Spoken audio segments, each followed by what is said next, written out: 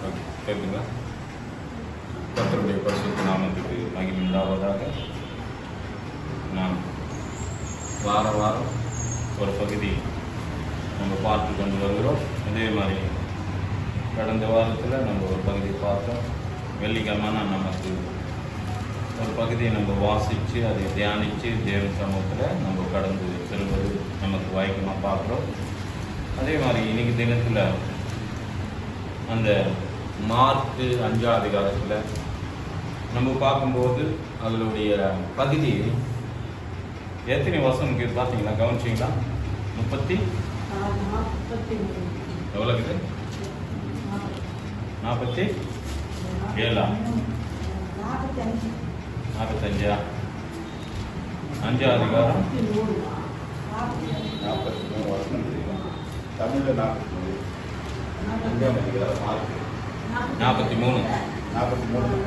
43 correct.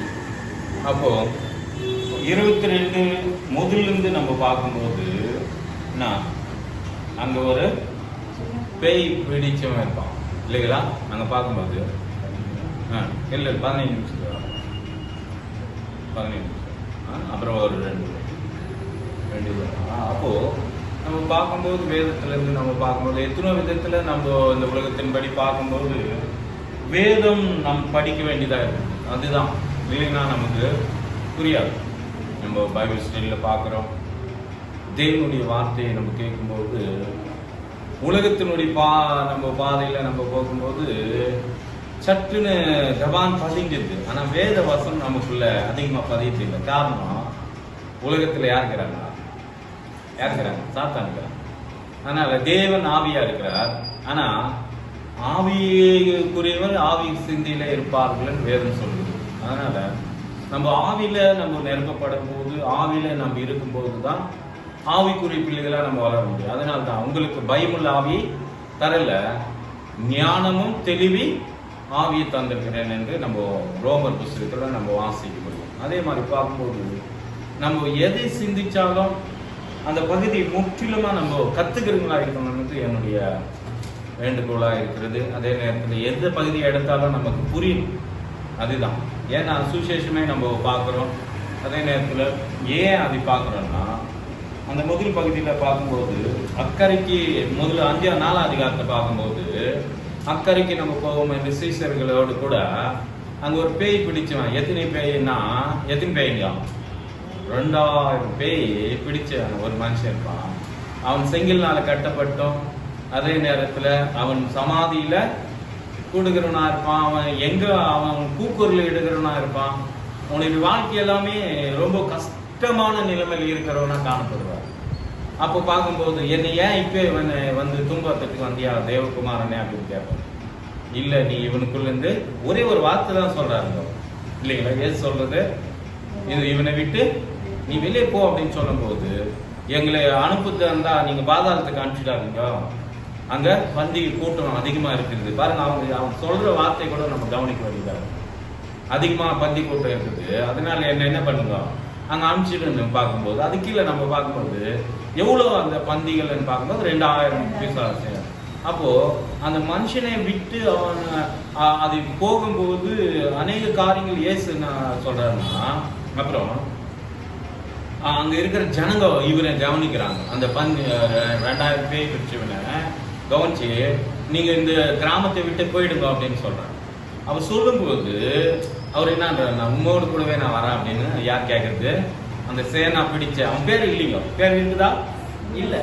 நீங்க கூட நான் வீட்டுல கூட நல்லா அதனாலதான் நம்ம சுவிசேஷத்தை நம்ம நல்லா வாசிக்கணும், நம்ம தியானிக்கணும். அதனாலதான் பைபிள் எது படிச்சாலும் நீங்க பிரியமா படிங்க. அதுதான் இரவும் பகலும் வேதத்துல பிரியமா இருக்கிற மனுஷன் பாக்கியவான் என்று சொல்லப்படுகிறது. அதே நேரத்துல இயேசு வேதத்தை படிச்சா நாமும் வேதத்தை படிக்கணும். அப்படி நாம அது பிரியமா படிக்கும் போது நமக்கு அது புரியும். அதுதான் ரொம்ப முக்கியமா நம்ம கவனிக்க வேண்டியதா இருக்கு. அப்போ பார்க்கும்போது நம் வாழ்க்கையில எதுவுமே ஆகட்டும், இந்த பகுதி மொத்தம் நம்ம பார்க்கும்போது 3 காரியங்கள் தான் நடக்குது இல்லைங்களா? ஒண்ணு, அந்த 2000 பிசாசு பிடிச்சுன்னு துரத்துறாரு, அவன் சுகமாயி ஊழியம் பண்றான். 2வது, இங்க பார்க்கும்போது யார் என்ன பேர்? அவன் பேரு யாவர். எதிர். தெலுங்குல எதிர், தமிழ்ல பாருங்க. தமிழ்ல எதிர், தெலுங்குல என்ன சொல்றீங்க? யாவிரா. வாசிங்க 22ஆம் வசனம். பார்க்கலாம், படிங்க. ఆయన సముద్ర తీరమున నుండి సమాజ మందిరములో అధికారిలో యావరు అని నొకడు వచ్చి ఆయనను చూచి ఆయన పాదము మీద పడి, నా చిన్న కుమార్తె చావై ఉన్నది, అది బాగుపడు వచ్చి దాని మీద చేతులు ఉంచి ఆయన మిగిలి பத்திமாலு கொனினட்ட. நீங்க வந்து என் மகன் செத்து போற நிலைமையில இருக்கிறான். செத்து போயிடுச்சான்னு பத்திமா சாவல, செத்து போற நிலைமையில இருக்கிறா என் மக. எவர் என்று அவன் மக, அவளுடைய மக இல்லைங்களா, சின்னகுமார். அவன் வயசு எவ்வளவு நம்ம பார்க்கும்போது 12 வயசு இல்லைங்களா. அது உடனே வர்றது இல்லை. இல்லை, நீங்க அது படிக்கும் போது தான் நமக்கு தெரியும். அப்போ பார்க்கும்போது அவன் வேண்டிக்கிறான், பத்திமாலுறான், தேவனுக்கிட்ட கேட்கறான், நீ எப்படியாவது உன் கையை வச்சு என்ன பண்ணுங்க, வந்து நீங்க தொட்டீங்கன்னா இல்ல நீங்க பிரேயர் பண்ணீங்கன்னா சுகமாவான் என்று விசுவாசத்தில் கேட்கிறான். ரொம்ப விசுவாசம் இவருக்கு. இப்படியாப்பட்ட ஒரு அதிகாரி. அது பார்த்தோம்னா இங்க தெலுங்குல அப்படித்தான் சொல்லப்படுது. అధికారులతో యావరు నొకడు వచ్చి ఆయనను చూచి ఆయన పాదం మీద పడి, నా చిన్న కుమార్తె చావై ఉన్నది, అది బాగుపడిన బ్రతుకున్నట్టు నీవు వచ్చి దాని మీద చేతులు ఉంచవలెనని ఆయనను మిగులు బతిమాలుకొనిను. ఆయన తనతో కూడా వెళ్ళి బహు జనస్తములను ఆయన కూడా వెంబడించి ఆయన మీద పడుచూ ఉండిరి. அவரோடு கூட வரங்கன்னா சும்மாவா? ஏசாமி ரொம்ப அற்புதம் உள்ளவர்ன்றது எல்லாரும் கேள்விப்படுவாங்க. ஏன்னா அவர் வந்ததே உலகத்துல இருக்கிற எல்லா பாவங்களும், சாபங்களும், நோய்களும், பிசாசு பிடியில் இருக்கிறவங்க. அதே நேரத்துல அவரை கண்டாவே எல்லாமே நடுங்குது. அதே நேரத்துல வியாதிகம் போகுது. மரிச்சிங்க கூட என்ன பண்றாங்கன்னா அவர் தொட்டா போதும் அப்படின்னு நினைத்துதான் என்ன பண்றாங்கன்னா அங்க எங்கமே பார்த்தாலும் அவர் இருக்கிற இடமே ஜனம்தான் இல்லைங்களா. அங்க எல்லாமே ஜனங்கள் கூட்டத்தோடு அவர் வரும்போது ஒரு அப்புறம் பாருங்க 24ஆம் வசனம் 25 ఓకే 24 వాసం పారుగ 12 ఏండ్ల నుండి రక్తసాగమైన రోగం కలిగిన ఒక స్త్రీ. அவ பேர் கூட எழுதப்பட்டிருக்குதான பார்த்தோம்னா இல்ல. அங்க முதலில் ஒரு மனுஷன் பேரும் அந்த சேனான்ற பேரு அந்த பிசாசி பேரு. எவ்வளவு பேர் நீங்க இருக்கிறீங்கன்னு பார்த்தோம்னா 2000 பிசாசி. எங்க பேரு என்ன, நான் சேனான்றான் இல்லைங்களா. அதே நேரத்தில் இவர் பேரு என்ன எழுதப்பட்டிருக்குதான்னு பார்த்தோம்னா இவர் பேரும் இல்ல. அதிகாரி பேர் மட்டும் ஏவர் என்று ஏது இருக்குது. அவங்க குமார்த்தி பேரும் ஏதப்படல. இது நம்ம புரிஞ்சுக்க வேண்டிய விஷயம் இல்லைங்களா. அப்புறம் பார்க்கும்போது என்ன சொல்றாருன்னா 12 வருஷமா பெரும்பாடி உள்ள ஸ்திரீ. தமிழ் அப்படித்தானே பாருங்க, வாசிங்க பார்க்கலாம். பாருங்க, அப்போது 12 வருஷம் உள்ள பாருங்க பெரும்பாடு உள்ள ஸ்திரீ அநேக வைத்தியர்களால் பாருங்க மிகவும் வருத்தப்பட்டு, பாருங்க ரொம்ப பணக்காரோ இல்ல ஏழைப்பட்டவோ தெரியல, ஆனா கூட செலவு மட்டும் ரொம்ப பண்ணிருக்கிறா. செலவழித்தும் சற்று கூட குணமாகல அப்படின்னது அதிக வருத்தத்தோடு இயேசுவுக்கு பாருங்க வருத்தம். செலவு பண்ணிட்டாங்க, எவ்வளவோ செலவு பண்ணிடுறாங்க. நம்ம கூட பார்க்கும்போது வாழ்க்கையில எதுனா நம்ம ஜுரமோ இல்ல ஏதோ ஒரு வியாதி இல்ல ஸ்கிரீன் அலர்ஜியோ இல்ல ஏதோ ஒண்ணு நமக்கு தெரியாத பல்லு நோவோ ஏதோ ஒண்ணு யாருன்னா சொன்னாங்கன்னா அந்த நேரத்துல அந்த ட்ரீட்மெண்ட் எடுக்கிறதுக்கு நம்ம எங்கெங்க ஓடுறோம் தெரியுங்களா இல்லைங்களா. அப்படி ஓடி போய் கண்டுபிடிச்சு ஒரு நல்ல டாக்டரை கண்டுபிடிச்சு என்ன பண்றோம், அது சுகமாக்கிறதுக்கு நம்ம எவ்வளவு விரும்புறோம். அப்படி இந்த 12 வருஷமா இருக்கிற ரத்தப்போக்கான ஸ்ரீ என்ன பண்றாங்கன்னா எங்கெங்கோ பாடுபட்டா, எவ்வளோ செலவு பண்ணிட்டான். அதான் ரொம்ப முக்கியமாகுது. ஆனா சற்று கூட என்ன ஆகலைங்க, குணமாகலையா. அப்போது இயேசுவை குறித்து கேள்விப்பட்டால் பாத்தீங்களா, நான் கூட நம்ம வாழ்க்கையில இயேசு குறித்து கேள்விப்பட்டிருக்கோம். யாரோ ஒருத்தர் தான் நமக்கு சொல்லியிருக்காங்க. நம்மள நம்ம ரட்சிக்கப்பட்டோமான்னு பார்த்தோம்னா நம்மளே ரட்சிக்கப்படல. நம்ம முன்ன நம்ம என்ன பண்ணிருக்கோம்னா, அநேக பேர் நமக்கு முன்ன சாட்சிகள் இருக்கிறாங்க. நம்ம பிதாக்களோ, நமக்கு இருக்கிறதான சொந்தக்காரோ, இல்ல அக்கத்தை பார்த்துருக்கோ, யாரோ ஒருத்தர் தேவன் குறித்து கேள்விப்பட்டு, அதான் கர்த்தர் நல்லவர் என்று நீங்க என்ன பண்ணுங்க, ருசித்து பார்த்தனால நமக்கு என்ன பண்றாங்க, நீங்க போமா, அங்க போமா, சர்ச்சுக்கு போங்கம்மா, ப்ரேயர் பண்ணுங்கம்மா, இப்படி சொல்லி நம்ம கூட தூண்டி விட்டு இருக்கிறாங்க. யாரோ ஒருத்தர் நம்மளுக்கு என்ன பண்ணிருக்கிறாங்க, அவரை பத்தி கேள்வினால, அது நான் கேள்வினால என்ன வருங்க, விசுவாசம். ஒரு விசுவாசத்தினால தேவனுடைய வார்த்தை கேட்கறதுக்கு மனது நமக்கு திறந்து வச்சாருங்க. நம் மனதெல்லாம் தேவன் திறந்து வச்சனால்தான் நம்ம என்ன பண்ணிருக்கோம், இந்த நாள்ல நம்ம அவருடைய பாதத்துல என்ன பண்ணி, அவர் பாதத்துல வந்திருக்காங்க. அவர் கூட அவர் பாதத்துல அவர் எவர் என்றவர் அவர் பாதத்தை என்ன ரொம்ப வருத்தத்தோடு பாரத்தோடு, என் மக செத்து போற நிலைமையில இருக்கிறப்பா, நீ கை தொட்டு என்ன பண்ணு, சுகமாங்க வாங்க அப்படின்னு கேட்கும்போது உடனே இவர் போனோம் இல்லையா, எப்படியாவது கையோடு கூப்பிட்டு போனோம்னு வராரு இல்லைங்களா, அப்படிதான் வராங்க. ஆனா சீசன் என்ன சொல்றாங்க பாருங்க, திரும்ப வாசிக்கலாம். பாருங்க, அநேக 27 வாசிக்கலாம். இயேசுவை குறித்து கேள்விப்பட்டு, பாத்தீங்களா, இவளுக்குள்ள ஒரு விசுவாசமான வார்த்தை. எத்தனையோ பேர் சொல்லியிருப்பாங்க, இல்லாட்டி இவ்வளவு பெரிய விசுவாசம் வந்திருக்காது. நம்ம போன வாரத்தில் கூட பிரதர் நம்ம நத்தான்வேல் அவரு கூட சொன்னாங்க, ఆయన ఒక నూలు పోగైనను నేనేం చేస్తాను, వస్త్రమును ముట్టితే చాలు నాకు ఏమవుతుంది, சொத்தత கలుగుతుంది అని அப்படி சொன்னாங்க. ஆனா பார்க்கலாம், வேதத்தின்படி பார்க்கும்போது எப்படியாவது அவருடைய வஸ்திரத்தை பின்னால போய் முன்ன போய் தைரியம் இல்லை அந்த மாதிரி இல்லைங்களா, முன்ன போய் தைரியமா இருக்குதான்னு பார்த்தோம்னா, எங்கெங்கோ கஷ்டப்பட்டா எப்படியோ வாய்ந்தான். ஆனா யாருனாலும் சுகம் பெற முடியாதுன்றது இயேசு குறித்து மட்டும் கேள்விப்பட்டான்.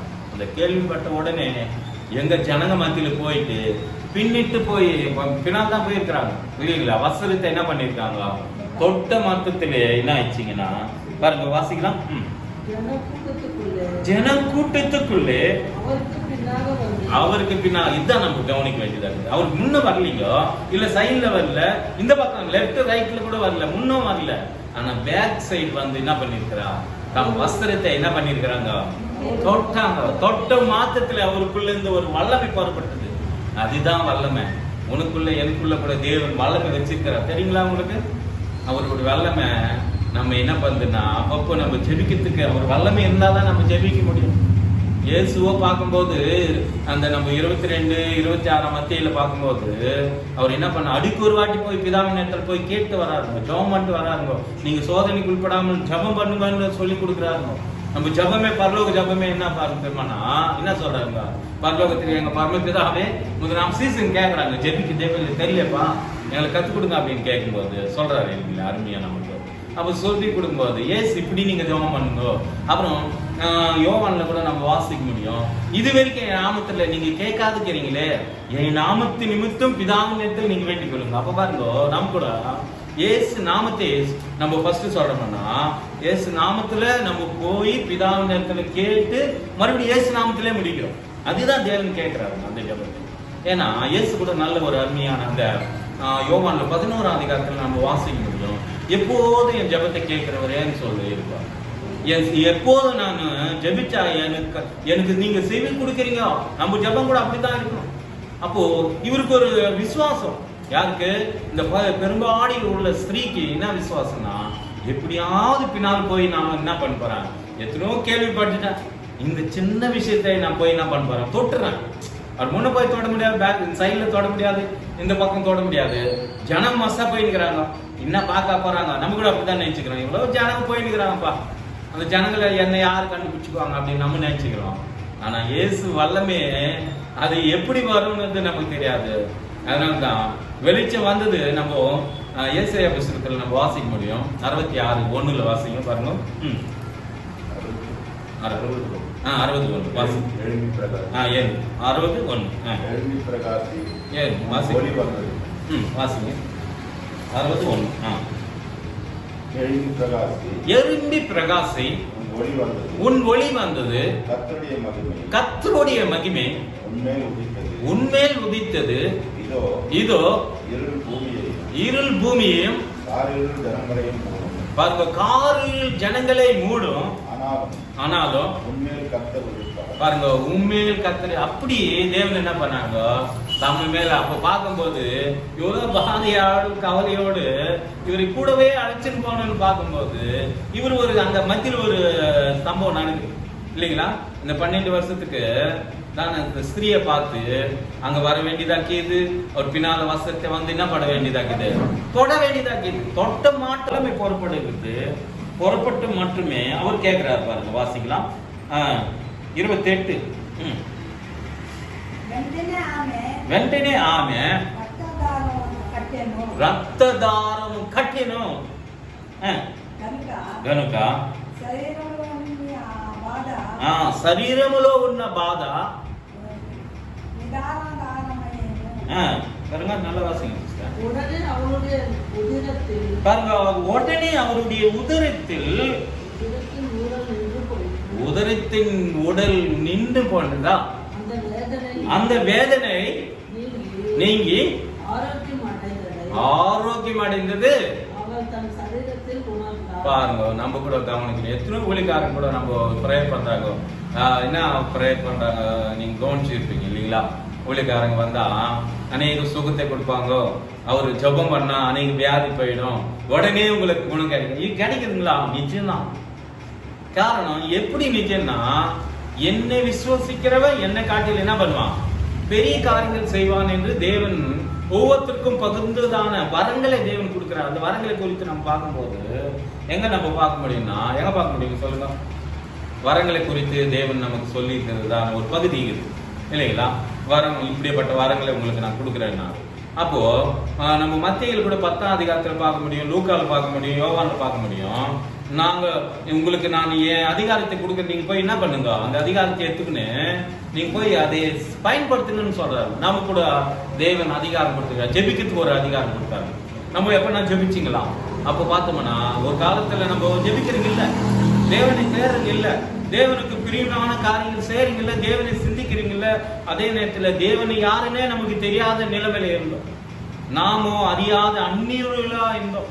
இன்னும் பார்த்தோம்னா அப்படியாப்பட்ட நிலைமையில தேவன் இரக்கத்தை பாராட்டி இந்த சிறியார்கள் கேள்விப்பட்டது போல நாம் கூட என்ன பண்ணிருக்கிறோம், கேள்விப்பட்ட ஒரு சமூகத்துல வந்து அவருடைய நன்மையை நம்ம தெரிஞ்சுக்கிறோம். அவர் ஆசீர்வாதம் என்னன்னு தெரிஞ்சுக்கிறோம். அவர் தான் ஜீவன் உள்ள தேவன் என்று தெரிஞ்சுக்கிறோம். அவர் தான் வழி, சத்தியம், ஜீவன் என்று நம்ம புரிஞ்சுக்கணும். அவர் பாதத்துல வந்து நாம் ஜெபிக்கிறீங்களா தேவன் மாத்திருக்கிறார். நம்ம என்ன பண்ணிருக்கிறோம்னா எல்லாருக்காக ஜெபிக்கிறீங்களா இருக்கிறோம் இல்லைங்களா? இயேசு கூட எல்லாருக்காக ஒரு மனதுருக்கி அவரு சுகமாக்கினார் என்று வேதம் சொல்லுகிறது. தாவீது கூட ஜெபம் பண்ணுவார், எப்போதும் என் ஜெபத்தை கேட்கிறவரேன்னு சொல்வார். அது மாதிரி இவர் என்ன பண்றாருன்னா, அவரு உடனே பாருங்க 29 வாசிங்க, வாசிச்சீங்களா? 30 வாசிங்களா? இயேசு உடனே தம்மிலிருந்து தாம் வல்லமை புறப்பட்டது தமக்குள்ள அறிந்து ஜனக்கூடத்துக்குள்ள இவர் கேள்வி ஆரம்பிக்கிறாங்க. இப்போ இவர் சுகம் பெற்றுங்கன்னா, சுகம் பெற்ற உடனே எப்படி சுகம் பெற்றான்னு இவருக்குள்ள இருந்து ஒரு வல்லமை புறப்பட்டதுங்க. அதனாலதான் யோவான் 14:14 வாசிக்கும் போது என்ன சொல்றாருன்னா, என் நாமத்தின் நிமித்தம் நீங்க எது கேட்டாலும் நீங்க என்ன பண்ணுவீங்க, பெற்றுக்கொள்வீங்க என்று சொல்லப்படுகிறது. அப்போ அவர் நாமத்து மேல் விசுவசிச்சுதான் அந்த மகள் வந்து பெற்றுக்குனாங்க, ஒரு நன்மை பெற்றுக்குனாங்க. நன்மை பெற்றது இப்ப எல்லாருக்கும் தெரியணும் இல்லைங்களா? பாருங்க, அங்க இயேசு பண்ண அற்புதம் தெரியுமா தெரியக்கூடாதான்னு பார்த்தோம்னா உடனே கேட்கிறாருங்க, வல்லமை என்னிலிருந்து புறப்பட்டு. அப்ப சீசன் சொல்றாரு, வாசிங்க. இது செய்தவனை இது எல்லாவற்றையும் பாருங்க, அவருக்கு ஒரு இது அண்டர்ஸ்டாண்ட் என்ன பண்ற, இது செய்தது எல்லாருக்கும் தெரியணும் இல்லையா? அப்போ ஒரு சில இடத்துல தெரியணும்ன்றாரு. அதே கீழே அதிகாரத்துல பார்க்கும்போது அந்த 12 வயசு குழந்தை இல்லைங்களா, எவர் என்று அவர் மகளுக்கு செய்தது யாருக்கு சொல்லாதுன்றாரு. இங்க பார்த்தோம்னா எல்லாருக்கும் தெரியணுன்றாருங்க. அங்க பார்த்தோம்னா முதல்ல நம்ம அந்த சேனா ஒன்ற பத்தி நீ என்னோட கூட வராதுன்றாருங்க. இந்த 3 அதிகாரம் 3 விதமான காரியங்களை நம்ம ரொம்ப சிந்திச்சு தியானித்து பார்க்கும்போது 3 விஷயங்களை இதுல இருந்து நம்ம கத்துக்கொள்ள முடியும். அப்ப பார்க்கும்போது பாருங்க, உடனே பாருங்க, அவர் சுற்றிலும் பார்க்கிறாராம். பாருங்க, முன்ன பார்த்தாரு, பின்ன பார்த்தாரு, சைட்ல பார்த்தாரு, மற்றும் எல்லா பகுதி பார்த்துட்டு, வடக்கு தெற்கு மேற்கு பகுதி பார்த்துட்டு தன்னிடத்தில் சம்பவித்தது அறிந்த அந்த ஸ்திரீயையும் அந்த அறிந்த ஸ்திரீ யாரு? ஸ்திரீ நினைக்கிறீங்களா? ஸ்திரீயானவள் பயந்து நடுங்கி அவர் முன்பாக வந்து விழுந்து உண்மையெல்லாம் பார்த்தீங்களா? உண்மையெல்லாம் அவர் முன்ன ஒத்துக்கலாம். உடனே நான் இப்படி எல்லாம் இருந்தப்பா அப்படிதான் சம்பவம் நடந்ததெல்லாம் இன்னும் சொல்லியிருப்பாங்க விவரமா. ஆனா இங்க ஏதப்படல நம்மளுக்கு. நான் இப்படி எல்லாம் டாக்டர் கிட்ட போன பல இதுல எல்லாம் போயிருப்பாங்க. பக்கத்துல இருக்கிறவங்க எல்லாம் கவனிச்சிருப்பாங்க இல்லைங்களா? அதுக்கு முன்னே இவளை பத்தி தெரிஞ்சிருப்பாங்க. அந்த கிராமத்துக்கோ அங்க இருந்த அந்த தேவன் அங்க என்ன ஊருன்னா முதலாம் அதிகாரத்துல பார்க்க முடியும். என்ன ஊரு? அந்த ஊரு பார்க்கலாம். 20 பாருங்க 19 21 வாசிங்க பாருங்க. அதற்கு இயேசு அதேமா 5:20மா. இந்த இடம் பேரு வருது பாருங்க.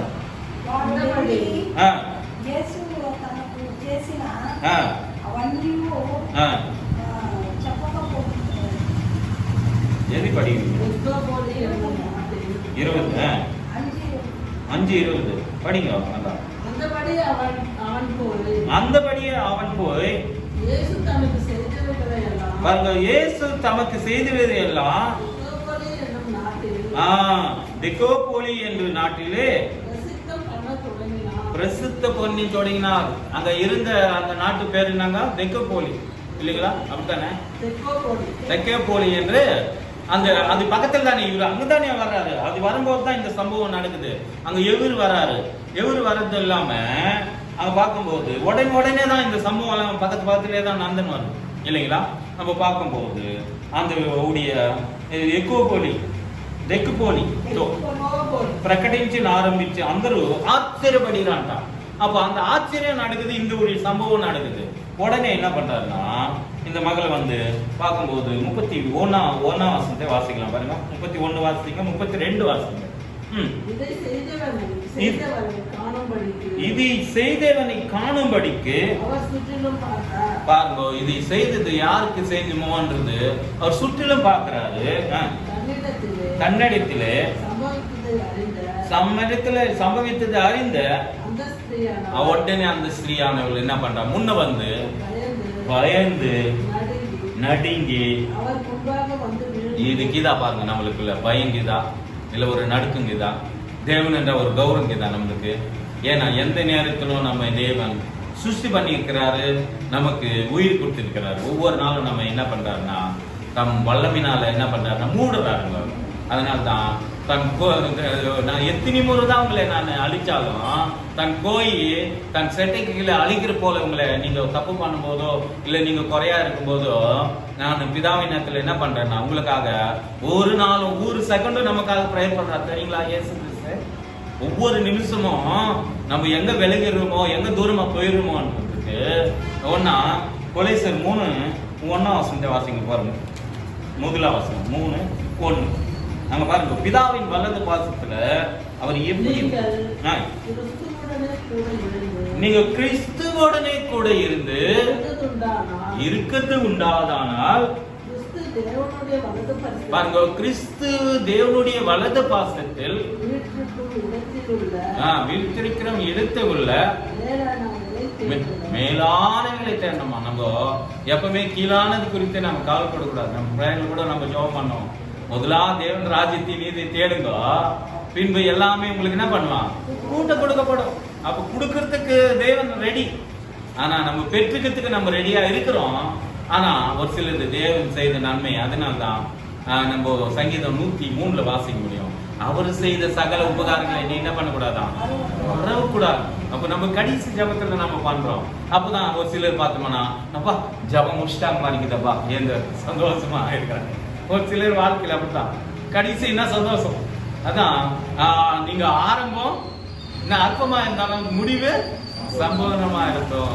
நம்ம வாழ்க்கையில எதுவுமே நம்ம ஆரம்பிச்ச தேவன் என்ன பண்றாருன்னா நம்ம கைப்பிடிச்ச தேவன். இதெல்லாம் நம்ம வாசிக்க முடியும். ஒன்று நம்ம 138 வாசிச்சோம். அதில் ஒரு வசனத்தை பாருங்க, தெலுங்குல அருமையா சொல்லு, தமிழ்ல கூட வாசிக்கலாம். 2 வசனத்தை அதை நம்ம தொடர்ந்து பார்க்கலாம். பாருங்க 138ல ஒரு வசனத்தை நம்ம பாருங்க வாசிக்கலாம்.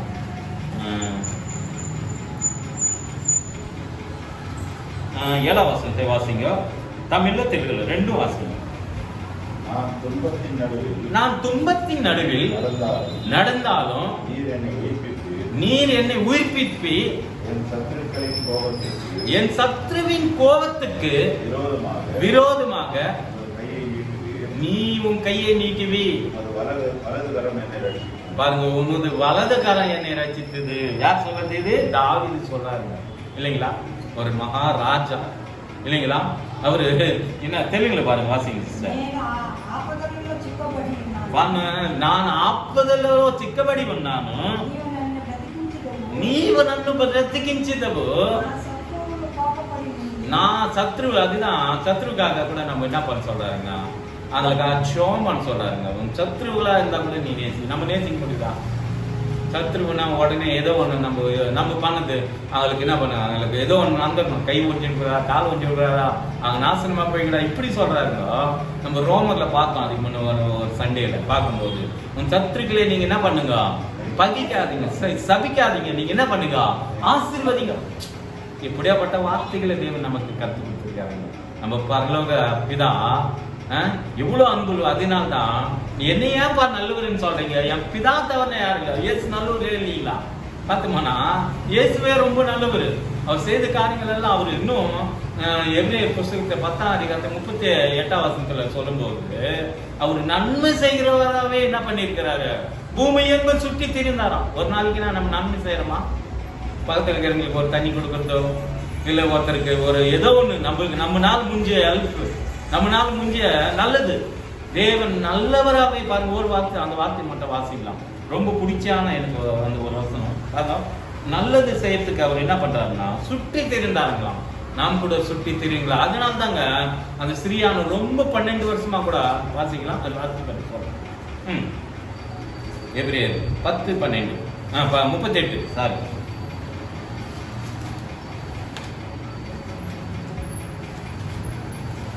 తెలుగు తమిళ ఏది వాసింది? నీతిమంతుడు వాడు విశ్వాసమూలంగా జీవించును, కానీ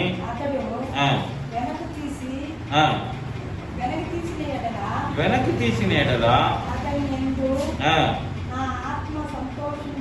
பாருங்க, நீதிமான் விசுவாசத்தினால் பிழைப்பான், அவனோ பின்னோக்கி போனா அவன் மேல என் ஆத்மா என்ன பண்ணாதுங்களா, பிரியமா இருக்க. தமிழ்ல வாசிக்குமா? விசுவாசத்தினாலே நீதிமான் பிழைப்பான், ஒருவேளை பின்வாங்கி அவன் போனான் ஆனால் அவன் மேல் பாருங்க, அவன் மேல என் ஆத்மா பிரியமா இருக்காது. அப்ப நம்ம விசுவாசத்தின 10:38 சாரி வாசிங்க. இது இது இது வேற சொல்லும். ஆமா, நசனாகிய இயேசுவை தேவன் பரிசுத்த ஆவியினாலும் வல்லமையினாலும் அபிஷேகம் பண்ணினார். தேவன் அவரோடு கூட இருந்தபடினால் பாருங்க, அவர் நன்மை செய்கிறா பிசாசின் வல்லமைகளை பாருங்க அகப்பட்ட யாவரும் குணமாக்குறவராகவும் சுட்டி திரிந்தார். அப்போஸ்தலர் 10:38 சாரி, அது நம்ம எபிரேயர் சாரி, அந்த வசனம் இங்கதான் இருக்குது. ஆனா 38 மட்டும் கரெக்ட். ஆனா நமக்கு 10ஆம் அதிகாரம் கூட இதுல 10 அதுல 10, ஆனா அப்போஸ்தலர் வர வேண்டியது அது வந்தது. நம்ம பார்க்கும்போது பாருங்க, நன்மை செய்யறவரை சுற்றி திரிந்தா பிசாசு பிடிச்சிங்களே சுகமாக்கு நம்ம பார்த்தோம் இல்லைங்களா? அந்த முதல்ல அதிகாரத்துல அவர் வந்ததே அங்க இருக்கிற அந்த ஒரு மனுஷனுக்காக தான் இல்லைங்களா? பார்க்கும்போது அந்த மனுஷனை சுகமாக்குறது இல்ல, அவரே ஊழியத்தை தொடங்குறாரு, அவங்க பிரசித்தி பாடுறாரு. இயேசு அந்த செய்த ஊழியங்கள்ல பெரிதான அற்புதத்தை அங்க காண முடியுது. அதே நேரத்துல அங்க பார்க்கும்போது அநேக பேர் அதை பார்க்கணும். யாரு? அந்த ஸ்ரீயானுக்கு பண்ண அற்புதம் என்ன பண்ணா அநேக பேர் கண்டனும், அந்த ஜனங்கள் காரணனும் அப்படின்னுட்டு அநேக பேர் அவர் மேல விசுவாசம் வைக்கணுன்றதுக்காக பண்ணாரான்னு பார்க்கணும்னா, ஏற்கனவே அவர் பத்தி விசுவாசித்தீங்க தான். ஆனா ஒரு சிலரோ என்ன பண்றாங்கன்னா, விசுவசிக்கிறாங்க, நம்ம சர்ச்சுக்கு வராங்க, எல்லாரும் உண்மையா இருந்துட்டா சபை பார்த்தா இங்க நம்ம சர்ச்சை பார்த்தாங்க இல்லைங்களா, எல்லாரும் உண்மையா இருந்தா வெள்ளிக்கிழமை என்ன பண்ணுவாங்க, எல்லாரும் வருவாங்க, எல்லாரும் கேட்பாங்க. அதனால கேள்விப்படுறது ரொம்ப முக்கியம். அதே இந்த கேட்ட சத்தியங்கள் மறுபடியும் நம்ம தியானிக்கிறது இன்னும் முக்கியம் இல்லைங்களா. நம்ம தியானிக்கணும். அதனாலதான் தியானிக்கிற மனுஷன் தான் பாக்கியவான் என்று நமக்கு சொல்லப்படுது. அதனால்தான் இன்னும் நம்ம வாசிக்கும் போது இயேசுவா 1:8 சொல்லுது, அவரை விட்டு தெரியாத இருக்கணுமா. அதுதான் நமக்கு. ஏன்னா நம்ம ஏற்கனவே நான் முதல்ல சொன்னேன், இந்த உலக காரியங்களை பார்க்கும்போது அநேக காரியங்களை என்ன பண்றோம்னா, நம்ம எல்லாமே நம்ம மனசுல வந்துட்டுங்க. ஆனா தேவனுடைய வார்த்தை மட்டும் கேட்கும்போது நம்ம என்ன பண்றோம், பதறி போகிறோம். அதே நேரத்தில் சிறியானவன் கூட பயந்து, எப்படி பாருங்க, பயந்து முன்ன வரத்துக்கு பயம். ஏசுனா முன்ன சொல்லணும்னா பயம், ஜபம் பண்ணனா முன்ன வரணும்னா பயம். அதே நேரத்துல இன்னும் ப்ரேயர் பண்ணுங்கன்னா பயம் இல்லைங்களா, எல்லாமே கொஞ்சம் சத்தமா பண்ணனா பயம் இல்லைங்களா. இந்த மகன் கூட அப்படித்தான் பண்ணாங்க.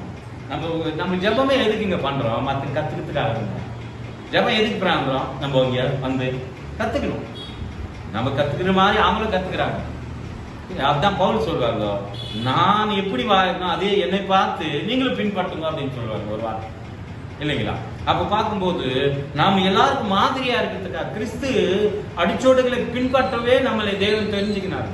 அப்போ அவருடைய அடிச்சோடுகளை எப்படி நம்ம பின்பற்ற முடியும்னா, நீ ஒரு ஆலயம், நான் ஒரு ஆலயம், நீ என் பிரதர் ஒரு ஆலயம், எல்லாருமே நம்ம ஆலயமா இருக்கிறோம். இந்த ஆலயத்துக்குள்ள தேவன் வாசம் இருக்கிறார் என்று ஞாயிற்றுக்கிழமை நம்ம பார்க்கணும். அதே மாதிரி நம்ம ஒவ்வொரு ஆலயமா இருந்தா நம் நற்குந்த வாசனை உள்ளங்களா இருக்கிறோம். அது கிறிஸ்துவின் பத்தி சொல்லறதுக்கு நம்ம பெருமை உள்ளங்களா இருக்கிறோம். ஏன்னா அவர் நம்ம பண்ண அவர் தியாகத்துக்கு முன்ன நம்ம ஒரு நாளும் அந்த தியாகத்தை நம்ம யாரும் செய்ய முடியாது. ஆனா சின்ன சின்ன அவருடைய அவைகளா இருக்கிறோம். அவர் பார்த்து நம்ம ஏதோ ஒரு காரியம் நம்ம இருக்கிறோம். அதுல நம்ம ஜெயிண்ட் ஆயிருக்கிறோம் இல்லைங்களா. நம்ம ஒரு காலத்துல தூரமா இருந்தோம், ஆனா இப்ப ஜெயிண்ட் ஆயிருக்கிறோம். இந்த ஜெயிண்ட் ஆனது அவர் குறித்தே நம்ம சிந்திக்கிறதா இருக்கணும், அவர் குறித்தே யோசிக்கிறீங்களா இருக்கணும், அவர் குறித்தே. அதனால்தான் உலகம் முழுவதும் ஆதாயம் பார்த்தினால் தன் ஆத்மாவை நஷ்டப்படுத்தினால் தனக்கு என்ன லாபம் என்று கேட்கிறாரு. அப்போ ஒரு மனுஷன் அதெல்லாம் சம்பாதிச்சு வச்சுக்கினா கூட நிம்மதி இல்லையே. இவ்வளவுதான் பணக்காரன் எனக்கு தெரிஞ்சு நான் பார்க்கும்போது இவ்வளவு பணக்காரர் இருக்கிறாங்க, ஆனா முடியாத போது அவங்களுக்கு ஒரு வேலைக்காரர் வேணும் இல்லைங்களா. இந்த மகளுக்கு கூட ஒரு சுகம் வேணும்னா இயேசு பத்தி பாருங்க, எவ்வளவு பணம் இருந்தாலும் கூட என்ன ஒரு வியாதி சுகமாகவும் இல்லை. ஆனா இயேசு வருகிற இடத்துல அற்புதம் அடியாளம் நடக்குது. நீ ஜோபம் பண்ணா அற்புதம் நடக்கும், நான் ஜோபம் பண்ணா அற்புதம் நடக்கும், அடியாளம் நடக்கும். காரணம் தேவனுடைய நாமத்துல நமக்கு அதிகாரம் கொடுத்திருக்கிறார். அந்த அதிகாரத்தை நாம் தான் பயன்படுத்தணுமே காணி வேற யாரும் பயன்படுத்த முடியாது. ஏன்னா இயேசு நாமத்துல பிசாசிகள் என்ன பண்ணுங்க, ஓடுகிறது. இயேசு நாமத்துல வியாதிகள் மறைகிறது. இயேசு நாமம் சொன்னாவே எல்லாமே நடுங்குது. ஏன் அப்படின்னு பார்த்தோம்னா, அவருக்கு வானத்திலும் பூமியிலும் பூமிக்கு மேலும் சர்வ அதிகாரம் யாருக்கு கொடுக்கப்பட்டிருக்குது, இயேசுக்கு கொடுக்கப்பட்டிருக்குது. அந்த இயேசு கொடுத்த அந்த வல்லமை, அந்த பலன் நமக்கும் கொடுக்கப்பட்டிருக்கிறது. காரணம் அவருடைய அங்கங்கள், அவருடைய அவயங்கள். அவர் தலையா இருக்காரு, நம்ம சரீரமா சரீரத்துல ஒரு பார்ட்டா நம்ம அவருக்கு வேலை செய்யறதா இருக்கோம். அப்ப பாருங்க, இந்த சிறியானவர்கள் பத்தி அங்க அப்படியே விட்டுட்டுக்கலாம் இல்லைங்களா. ஏன் சொல்லணும் இல்லைங்களா. பார்க்கும்போது ஏன் எதுக்கு அந்த மகளை கூப்பிட்டு அங்க ஜனங்க மத்தியில எல்லாம் பிரஸ்ஸா பார்த்தோம்னா, அந்த வியாதி சுகமாந்ததுக்கு இல்ல. இந்த மக இவ்வளோ நாள் பாடுபட்டா, இப்போது என் வல்லமை போய் என்ன ஆயிடுச்சுங்க, சுகமா பெற்றாங்க. அப்போ நான் ஒரு சிலர் வருவோம், நீங்க இவங்க பல பேர் ஜோம் பண்ணாங்க, எனக்கு சுகமாச்சு. அது யாருக்கு உங்க மகிமை? தேவனுக்கு தான். எல்லா மகிமே அவருக்கு கொண்டிதான். நம்மளால முடியல.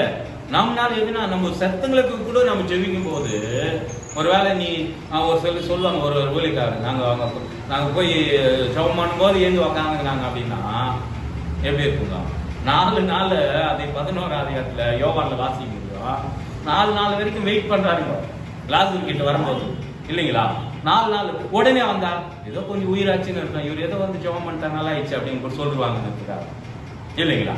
இல்லை கட்டிக்க 2 நாள் போத்துவாங்க, இது ஒன்றும் பெரிய விஷயம் இல்லை, கொஞ்சம் கொஞ்சம் அப்படி இஸ்துன்னு இருந்திருக்கோம், ஏதோ ஒன்று காப்பாற்றாரு, அது பெரிய விஷயம் இல்லை. 4 நாள் செத்து துணியெல்லாம் சுற்றி அவங்க சொல்றாங்க, அவங்க சகோதரிங்க அங்க போனா நம்மளுக்கு வாசனை அடிக்கும், இருக்க முடியாது அப்படின்னு சொன்னா அவர் சொல்ற ஒரே ஒரு வார்த்தை, லாசருவே ஏந்து வெளியே வாடின்றாங்க. ஒரு வார்த்தைக்கு என்ன ஆச்சுங்க? வல்லமை இருக்குதுங்க. அந்த வல்லமை தான் அங்கி கூட காட்டுறாங்க. அந்த வல்லமையினால நாம் எலும்புகள் பலப்படுது, நம்ம சரீரம் பலப்படுது, நம்ம தசைகள் பலப்படுது, நம்ம ஞானத்தில் பலப்படுறோம். எல்லாமே அவர் கொடுத்தது தான். எல்லா ஞானமும் அவர் கையில தான் இருக்கு. ஒன்னு பிலிப்பியர் 4:7 வாசிங்க பாருங்க. நம்ம எல்லாத்துக்கும் எப்படி பண்ணணும்னு ஒரு பிரேயர் அங்க நமக்கு சொல்லப்படுது. வாசிங்களா? பிலிப்பியர் 4:7. அப்போது எல்லா புத்திக்கும் மேலான பாருங்க, எல்லா புத்தியும் நமக்கு இருக்குது என்று நம்ம நினைச்சுக்கிறோம். தேவ சமாதானம் உங்கள் இதயங்களே உங்க சிந்தைகளிலே பாருங்க கிறிஸ்து இயேசுவுக்குள்ள காத்துக்கொள்ளும். பாருங்க, கிறிஸ்து இயேசுக்குள்ள நம்ம ஒப்பு கொடுக்கணும். அதனால நான் ஒப்பு கொடுங்க, தேவன் கிட்ட ஒப்பு கொடுங்க, ஆவி பெறுங்க அப்படின்னு சொல்றாங்க. அவருக்கு பயந்தவங்களுக்கு அளவில்லாத ஆவியை அவர் ஊத்துறாங்க. அப்போ அந்த அளவில்லாத ஆவி என்ன பண்ணுங்க, அற்புதம் பண்ணுது. அந்த அற்புதமான ஆவியானவர் தேவன். அதனால்தான் சகல சத்தியத்தில் பயனாக்க பரிசுத்த ஆவியானவர் எங்குமே நம்ம கூடவே இருக்கிறாங்க. சதா காலம் உங்களுக்கு கூடவே இருக்கிறன்ற மாதிரி நமக்கு வாக்குத்தத்தம் கொடுத்துருக்காங்க. யாருக்கு அப்படி கொடுத்த பார்த்தோம்னா, நம்ம ஞாயிற்றுக்கிழமை நம்ம வாசிச்சோம். தேவன் வருவாரு, என்ன பண்ணுவாருங்க, அவர் மகிமே ஃபர்ஸ்ட் டேராங்க. என்ன நம்ம ஒரு கட்டத்துல தேவன் வாசம் பண்ணல. அதே நேரத்துல நம்ம வாசிக்கும் போது ஏசாயா 66:1 வசனத்தை கூட வாசிக்கும் போது அவர் பாருங்க, வானம் எனக்கு அங்க பாருங்க ஒரு வசனத்தை வாசிக்கும் அங்க இருக்குது. மற்ற நம்ம போன வார்த்தைகள் கூட நம்ம தியானிச்சோம், அதுல இருக்குது. வானம் பூமி ஒழிந்தாலும் என்னுடைய வார்த்தைகள் என்ன பண்ணதில்லை, ஒளிவுதல் என்று சொல்லப்படுகிறதான வார்த்தை கூட பாருங்க. அது அங்க ஒரு வார்த்தை வாசிக்கலாம். 66:1 கர்த்தர் சொல்லுகிறது என்னவென்றால், வானம் எனக்கு சிங்காசனம், பூமி என் பாதப்படி. பாருங்க, நீங்க எனக்கு எப்படியாப்பட்ட ஆலயம் கட்ட முடியும்? பாருங்க, நான் இருக்கிற இடம் எப்படியாப்பட்ட அந்த வானத்துல அவர் இருக்கிற சிங்காசனம். அப்போ நம்ம போட்டு சின்ன சேர் போட்டு உக்காடுறோம். இந்த சேர் நம்மளுக்கு தகுந்த மாதிரி தான் தெரியும். ஆனா அவரு அளவில்லாத ஞானம். இப்ப நம்ம கொலேசர்ல வாசிச்சீங்களா, அவரு அளவில்லாத ஞானமும் புத்திக்கும் எட்டாவது சமாதானம் நம்ம இதயத்துல என்ன பண்ணுமா, வாசம் பண்ணுகிறது இல்லைங்களா? மேலான சமாதானம். அந்த சமாதானம், அதனால என் சமாதானத்தை நான் என்ன பண்றேன், உங்களுக்கு வைத்து போகிறேன் என்று சொன்னாருங்க. அந்த சமாதானத்தினால்தான் நம்ம வாழறோம். எதுக்கேத்தாலும் வேதம் தான், எதுக்கேத்தாலும் தேவன் தான், எதுக்கேத்தாலும் அவரு நம்ம நதான்வேல் அவர்களும் சொன்னாருங்க, உன் தேவன் என் தேவன், என் தேவன் உன் தேவன் என்று ரூத்து சொல்றதான காரியத்தை நம்ம பார்க்க முடியும் 2ஆம் அதிகாரத்துல. அப்ப பார்த்தோம்னா எதுக்கேத்தாலும் ஒரு ஸ்திரீ எப்படி அந்நியான ஸ்திரீ, அவரு சரித்திரத்தை பார்க்கும்போது எப்படியாப்பட்டன்னா, ரொம்ப வீட்டுக்காரர் இழந்துட்டாங்க, மாமியார் கூட வராங்க. ஆனா என்னது ஒரு பகல என்ன போயிட்டாங்க, விட்டுட்டாங்க. ஆனா ரூத்தோ விடாம தன் அத்தையை என்ன பண்ணுங்க, கசப்ப கொடுத்த தேவன் தானே அப்படின்னு சொன்னா கூட இவரு என்ன பண்ணல, விடல. நன்மை பெருத்துல என்ன பண்ணிருக்காங்க, நன்மை மாறா என்றதுக்கு அர்த்தம் கசப்பு என்றது தான் அர்த்தம் இல்லைங்களா? அப்ப பார்க்கும்போது இந்த இந்த வாழ்விலும் தாழ்விலும் உணவு விட்டு நான் என்ன பண்ண மாட்டேன், பிரிய மாட்டேன். அப்போ நாம் தேவன் கூட நம்ம வாழ்விலும் தாழ்விலும் நமக்கு இருக்கிறதான எந்த சூழ்நிலையும் தேவன் என்ன பண்ணதில்ல, நம்மள எப்பவுமே அதான் நம்ம எபிரேயர் 13 லாஸ்ட் 13 வாசிங்க பார்க்கலாம். உன்னை விட்டு விலகுவதில்லை, உன்னை கைவிடுவது. பாருங்க வாசிங்களா 13 இதை பாருங்க. அதுலயே வேற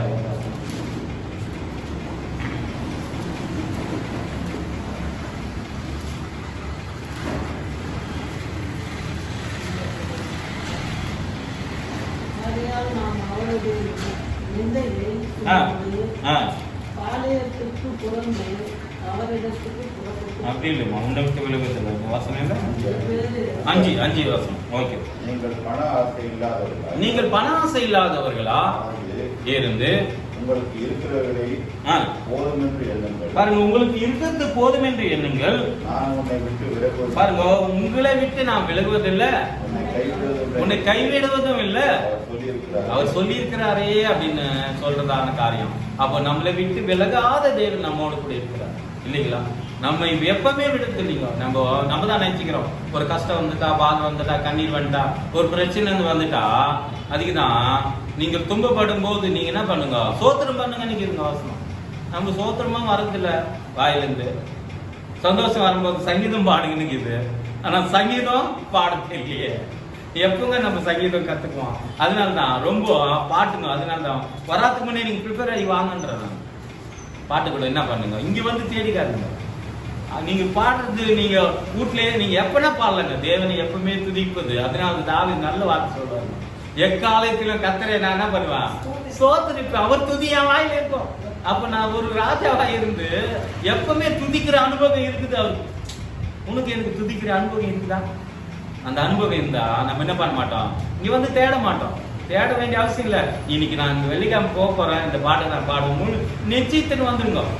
அந்த ஸ்ரீ கூட அப்படித்தான் நிச்சயித்தாங்க. நான் எப்படியாவது போய் பின்னால போய் என்ன பண்ணுவேன், ஒரு வசனத்தை தொற்றுவேன். ஒரு முடிவு, முடியாத நேரத்துல முடிவு தேடாதீங்க, இருக்கிற நேரத்துல முடிவை தேடுங்க. அதனால தான் நமக்கு ஆசீர்வாதம். கர்த்தருடைய ஆசீர்வாதமே நமக்கு என்ன பண்ணோம், ஐஸ்வர்யத்தை கூட்டும் என்று 10:22 நமக்கு நீதிமொழிகளில் சொல்லப்படுகிறதான வார்த்தையை நம்ம பார்க்க முடியும். அப்புறம் இன்னொரு காரியத்தை மட்டும் நம்ம பார்க்கலாம், வாசிக்கலாம். விட்டத்துல இருந்து படிங்க. மார்க்கு கடைசி பகுதி மட்டும் பார்க்கலாம். 32 5:32 வாசித்தீங்களா? 5:33 பாருங்க.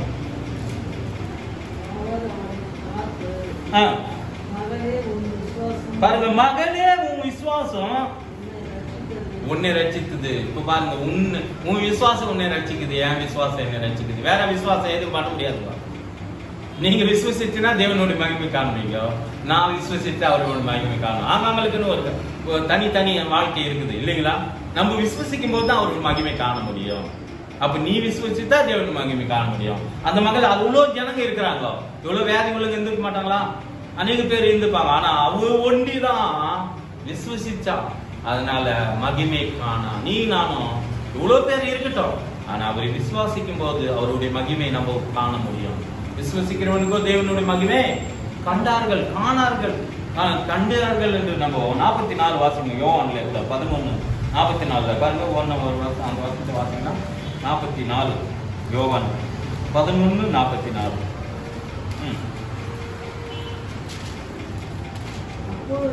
அப்போது இயேசு சத்தமிட்டு, என்னிடத்தில் விசுவாசமா இருக்கிறவன் என்னிடத்தில் அல்ல, என்ன அனுப்பின இடத்தில். பாருங்க, என்னிடத்தில் மட்டும் விசுவாசமா இல்ல. இதே வார்த்தை 14:1 கூட வாசிக்க முடியும்.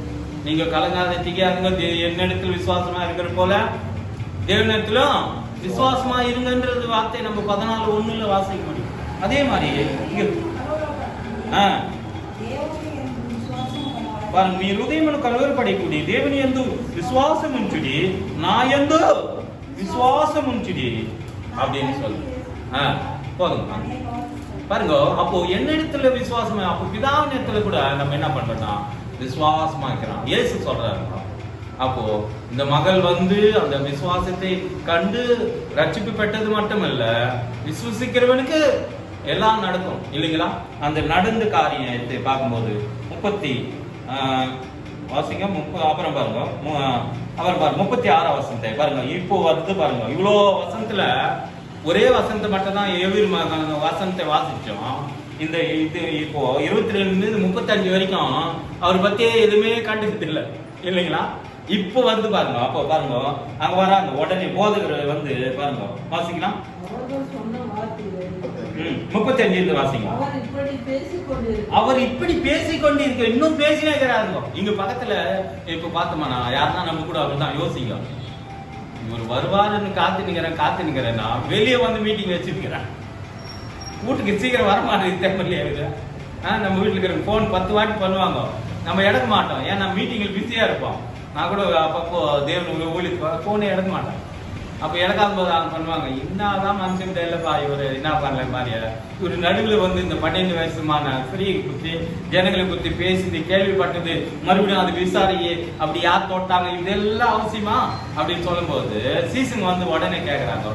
இவரும் கூட கேட்கிறாருங்க, யார் கேட்குது கூட இந்த எவர் என்றவரும் கேட்கிறாரு, இந்த சின்ன மகளை போய் காப்பாத்தணுமே, அவங்க மகளை காப்பாத்துறதுக்கு இவ்வளவு நேரம் வெயிட் பண்ண வைக்கிறாருங்க. இவருக்குள்ள இந்த விசுவாசம் மட்டும் என்ன ஆகுங்க, ஒன்று கூட கம்மி ஆகுங்க. யார் விசுவாசம் தெரியலன்னா இந்த எவருடைய தகப்பனுடைய விசுவாசம் பாருங்க, வாசிக்கலாம். வீட்டிலிருந்து சிலர் வந்து பாருங்க, அந்த வீட்டிலிருந்து அந்த குமார்த்தி மரித்து போனா. சொன்ன உடனே எப்படி இருக்குங்க, இன்னொரு நேரத்துக்கு இந்த போதகரை வந்து அங்க சொல்றாங்க, யார் சொல்றாங்க, சீசன் சொல்றாங்க, இன்னொரு நேரத்துக்கு போதகரை ரொம்ப சிரமப்படுத்துற, ரொம்ப அவர் என்ன பாருங்க தெலுங்குல அப்படிதான் இருக்கும். வாசிங்க பாருங்க, தெலுங்குல வந்து வருத்தப்பட்டு இருக்குது, தமிழ் நீ ஏன் அவரு சிரமப்பட்டாவோ அப்படின்னு இருந்தோம். அப்போ பார்க்கும்போது வாசிக்கலாம் இன்னும் வாசிங்க. வருத்தப்படுத்துகிறீர் என்றால் அவர் சொன்ன வார்த்தைகளை இயேசு கேட்டவுடனே பாருங்க, ஜெபாலி உடனே அங்க சொன்ன உடனே இவர் மனசு எங்க மாறிடுதுன்றதுக்காக இல்ல அவரை சொன்னது. ஆனா அவர் சொல்றாருங்க, ஜெபாலி தலைவனை நோக்கி பயப்படாதே, விசுவாசம் உள்ளவனாயிரு. அப்ப கூட விசுவாசத்தில் தான் இருந்தாங்க. நம்ம இருக்கிறோமா, எந்த அலை வந்தாலும் எந்த சோதனை வந்தாலும் எந்த கொஞ்சம் அப்படின்னா என்னவோ தெரியலக்கா, எனக்கு என்னவோ தெரியல, நான் இவ்வளோ நேரம் தான் ஜெபம் பண்றேன், இந்த வார்த்தை சொல்லட்டுமா, நான் இப்படி நல்லா இருக்குமா. இவர் விசுவாசத்தை என்ன பண்றாருங்க, இன்னும் கொஞ்சம் இன்னும் விசுவாசத்தில் இருப்பா அப்படின்னு சொல்றாங்க. நாம் கூட பக்கத்துல இடத்துலயோ இல்ல நம்ம கூட சபையில இருக்கிறவங்களோ இப்படியாப்பட்டங்க கொஞ்சம் பேரு. அதனால தான் என்ன சொல்றாருன்னா, நான் விதவிகளே நீங்க அந்தந்த நேரத்துல அவங்களே போஷிங்க, அவங்களுக்கு வேண்டினது கேளுங்க, சபையில அப்படியாப்பட்டங்க இருப்பாங்க, அவங்களை உபசரிங்கன்னு கேதுங்க வேற இல்லைங்களா. அப்போ சபை நமக்கு தொகுந்து போகும்போது ஒரு நேரத்துல சோர்ந்து போகும்போது நானே கூட ஒரு சில நேரத்துல ஜனங்க வரலையே கவலையா இருக்கும், விரதற்கே கவலையா இருக்கும், இல்ல பணமே இல்லாத இருக்கும், எப்படி ஊழியம் பண்ணதுன்னு இருக்கும். ஆனா நம்ம ஜபத்துல என்ன பண்றோம்னா விசுவாசத்துல இருக்கணும். அதனால வானம் பூமி உண்டாக்கின கர்த்தர் நாமத்துல எங்கிருந்து நமக்கு சகாயம் கிடைக்கும்னா நம்ம நினைச்சுக்குவோம். 121 பார்க்கும்போது வானமும் பூமியும் உண்டாக்கின சர்வ சிருஷ்டிக்கு எஜமானாக அவரு இடத்துல இருந்து தான் நமக்கு உதவி வரும். நம்ம நினைக்க முடியாது உடனே ஒருத்தர் காணிக்கை கொடுப்பாங்க, அது நடக்கும். ஏன் காரணம்னா நம்ம விசுவாசம், நம்ம எப்பவுமே அதுதான் பேரு கேட்பாங்க, உன் விசுவாசம் ஒளிந்து போகாதபடி சாத்தான் என்ன பண்ணா, உன்னை சோதிக்கிறதுக்கு என்ன இடத்துல என்ன பண்ணா கேட்டுக்கணும். நானும் உன் விசுவாசம் போகாதபடி நான் என்ன பண்ணேன், உனக்காக நான் வேண்டிக்கணும். அப்போ நம்ம சகோதரனுக்காக நம்ம ஜெபிக்க வேண்டியதா இருக்குது, நம்ம சகோதரிக்காக ஜெபம் பண்ண வேண்டியதா இருக்குது, நம்ம சபைக்காக ஜெபம் பண்ண வேண்டியதா இருக்குது, நம்ம அகத்து பக்கத்துக்காக ஜெபம் பண்ண ஒரு லீட்டர் வரத்துக்காக நம்ம ஜெபம் பண்ண வேண்டியதா இருக்குது. காரணம், உன் பிரேயர் கேட்கிற, என் பிரேயர் கேட்கிற, அவங்களுடைய பிரேயர் தேவன் நாங்க அறியாதுங்க இல்லைங்களா. ஆனா நம்ம அறிந்துங்க, நம்ம கேட்க. அதனால தான் நீதிமானுடைய ஜெபமும் ஊக்கமா இருக்குது. அவருக்கு அவருடைய இங்க ஜெபம் கேட்கும் போது அவருக்கு செவி என்ன பண்ணிக்க, அவங்க பக்கமா சாய்ந்து இருக்குது இல்லைங்களா. 34ஆம் சங்கீதத்துல நம்ம அதுல ஒரு வசனத்தை நம்ம வாசிக்கும் போது அந்த காரியம் சொல்ல முடியும். இங்க இவரு கேட்கிறாங்க, நீ என்ன பண்ணாத, விசுவாசத்தை விடாத அப்படின்னு சொல்றாங்க. பாருங்க அப்புறம் பாருங்க, வீட்டிலே வந்து வந்துட்டாருங்க, இப்ப வீட்டுக்கு வந்துட்டாருங்க. பாருங்க, அழுது புழுமி நிக்கிறாங்க. என்ன மறைச்சு போட்டாங்களே. தெலுங்குல வாசிங்க. உள்ளே பிரவேசித்து நீங்கள் நீங்க சந்தடி பண்ணினதுக்கு நீங்க ரொம்ப புலம்புறீங்க, ரொம்ப ஆயறீங்க. பிள்ளை மதிக்கவில்லை. இவர் சொல்ற வார்த்தை பாருங்க. அங்க பக்கத்துல சொன்ன உடனே அங்க பக்கத்துல இன்னும் வேற பக்கத்துல யார் சொல்றாங்க பாருங்க, நித்ரையா இருக்கா, பிள்ளை மறிக்கல, நித்ரையா இருக்கான்னு சொன்ன உடனே அப்புறம் அதுக்கு அவரே பார்த்து நகித்தா, நம்மளே பார்த்து கூட நம்ம ஜபம். இவர் இன்னும் பெரிய விசுவாசமா இருக்கிறாரு. இவருக்கு என்ன பெரிய எல்லாமே செஞ்சிடுவார் தேவனை. மறிக்க தலைமையில் கூட காப்பாற்ற முடியும், அவர் நாள் முடியுங்க. நான் இன்னைக்கு தினத்தோட கூட துளசிராமுக்காக இன்னைக்கு கூட என் விசுவாசத்தை என்ன பண்ணுங்க, இவரு மாதிரி விசுவாசம் தான் நான் வச்சுன்னு இருக்கேன். அவரை எப்படியாவது காப்பாற்றுவாரு. அவர் அனுப்புவாருங்க. அவர் வல்லமை எந்த தூரத்துக்கும் சமீபத்துக்கும் அவர் தேவனாக்கிறாருங்க இல்லைங்களா? அந்த சரத்தை படைத்த தேவன். அதனால நான் சொல்லுவாங்க, நான் வானத்தில் ஏறினாலும் நீங்க அதே தெரியுங்க, நான் பாதாளத்தில் படுக்க போட்டாலும் அங்கே இருக்கிறீங்க என் தேவன் நீங்க அப்படின்னு அவர் தாவீது சொல்றதுக்கான காரியத்தை பார்க்க முடியும். நம்ம தேவன் எங்கும் இருக்கிற தேவன், அவர் உலக எங்கும் சந்திருக்கிற தேவன். ஏன்னா அவர் ஆதி அந்தம் இல்லாத ஏக்கு சக்கராதிபதி, ஒன்றானமே தேவனாக அவரை விசுவாசிக்கிறவனுக்கு எல்லாம் கூடும் இல்லைங்களா? கூடாதது ஒன்றும் இல்லை, தேவனால் கூடாது ஒன்றும் இல்லை. அவனால் எல்லாமே முடியும். நாம் நம்பும் போதுதான் மற்றவங்களுக்கு நம்பிக்கை நம்ம உருவாக்க முடியும். அந்த நம்பிக்கை நீங்க உருவாக்குற பாருங்க. அந்த விசுவாசம், அந்த ஜபத்துடைய எவரு என்ன பண்றாருன்னா, மரித்தான கூட அவரு சொன்ன இயேசு சொன்ன வார்த்தை மேல நம்பி இருக்கிறான்.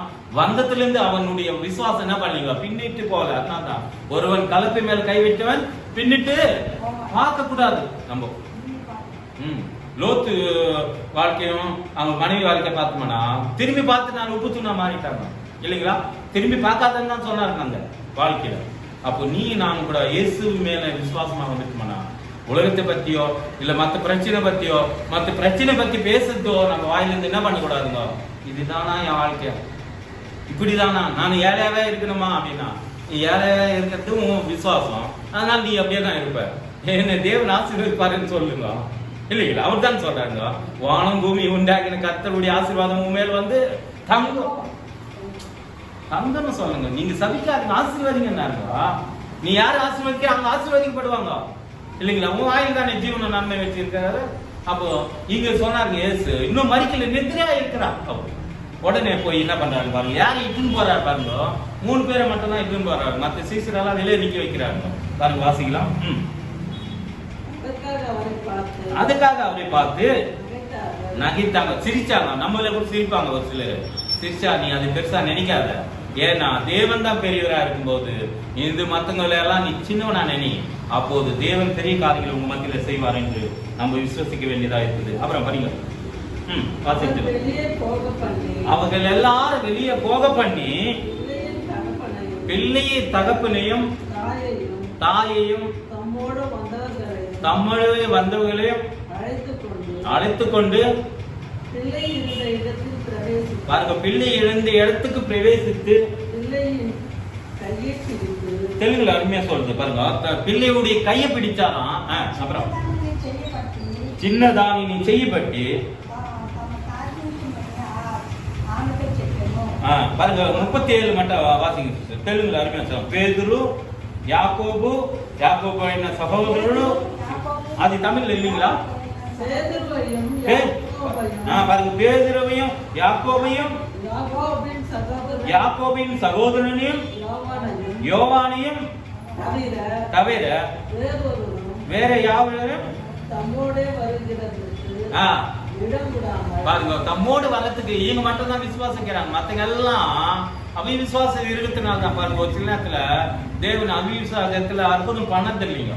அதே மாதிரி இங்க என்ன பண்ணிக்கிறாங்க, இந்த 3 பேரை இட்டுக்குன்னு அவங்க தாய் தகப்பனை இட்டுக்குன்னு உள்ள அந்த 5 நிக்கிற ஜனங்கள் எல்லாம் என்ன பண்ணுங்க, வெளியே போயிடுங்க அப்படின்னு அவர் தொத்தட்டு ரொம்ப கோபமா தான் பேசியிருப்பாரு நினைக்கிறேன் இல்லைங்களா? எல்லாரும் போயிடுங்க. இன்னத்துக்கு நீங்க சத்தம் இடுறீங்க. தெலுங்குல கோல చేశారని கேளுங்க இல்லைங்களா? தெலுங்குல చాలా వచ్చి பாருங்க, సమాజ మందిరపు అధికారులు ఇంటికి వచ్చి వారు గోల చేసి చాలా ఏడ్చుతూ ఉంటుంది, కులాపించుతూ ఉంటుంది. లోపలికి పోయి మీరు ఎలా గోల చేస్తున్నారు, ఏడ్చున్నారు, ఈ చిన్నది నిద్రించుతున్నది కనుక చనిపోలేదు అని వారితో చెప్పాను. பாருங்க, செத்து போலப்பா, நீங்க ஏன் வெளியே போயிடுங்க அப்படின்றாங்க. அப்போ விசுவாசம் இருக்குங்க. அதனால தான் விசுவாசம் உள்ளங்க, விசுவாசத்தை தான் தேவனை நம்ம பார்க்க முடியும். அப்போ பார்க்கும்போது அந்த தாய் தகப்பனை இட்டுன்னு போறாரு. அதே நேரத்துல பாருங்க, உடனே என்ன பண்றாரு, அந்த சின்ன பெண்ணுடைய கையை பிடித்து ஜபம் பண்றாரா இல்ல கை பிடிக்கிறாருங்களா? பாருங்க, ஒரு வாசிக்கலாம். 41 ఆ చిన్నదానిని చేపట్టి తలి తాలిమి అని ఆమెతో చెప్పగా ఆ మాటకు చిన్నది లెమ్మని నీతో చెప్పుచున్నానని అర్థమామే அப்படின்னு. அப்போ தலிதாலி சுமி அப்படின்னா தெலுங்கு என்ன பாஷை? அப்படிங்க என்ன பாஷைங்க? நாங்க பேசுற பாஷைங்கள எப்ருவா இல்ல கட்டி கிரேக்கா? எப்ரு பாஷை தான் என்ன? எப்ரு தானே? அருமாயா.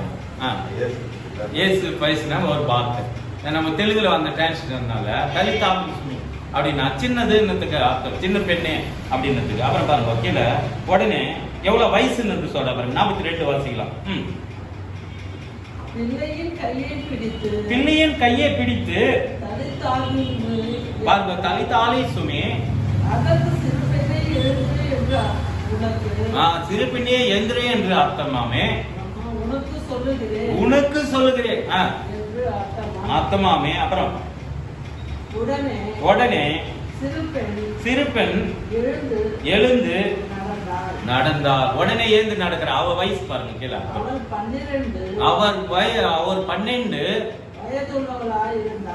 வயசு. அங்க 12 வயசு பெரும்பாலும் சரி, இங்க 12 வயசு சின்ன பெண். அப்போ பார்த்தோம்னா ரெண்டும் சம்பந்தம். முதல்ல நம்ம பார்த்து 3 காரியங்களை நம்ம இந்த அதிகாரத்துல பார்க்க முடியும். ஏன்னா 2000 பிசாசு பிடிச்சவனை சுகமாக்குறாரு. ரெண்டாவது பார்க்கும்போது என்ன பண்றாரு, 12 பெரும்பாலும் ஸ்திரியே அங்க குணமாக்குறாரு, ரத்த போக்கான ஸ்திரீ.